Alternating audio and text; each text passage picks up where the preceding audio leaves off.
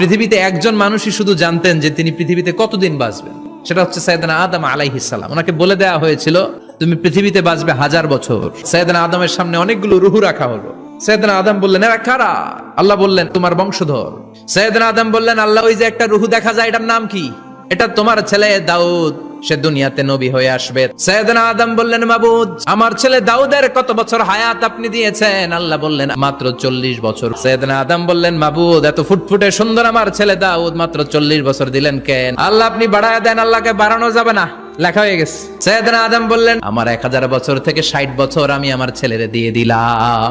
আর আদম আলাইহিস সালাম পেয়েছিলেন 1000 বছর, 60 কমে গেলে রইল কত? 940 বছর পৃথিবীতে থাকার পরে মালাকুল মাউত চলে এসেছে, এসে বলল জিইতু আন আকবাদা রূহাক, রূহ কবজ করতে আসছি। আদম আলাইহিস সালাম বললেন রূহ কবজ করতে আসছো মানে আমি বাঁচবো তো 1000 বছর।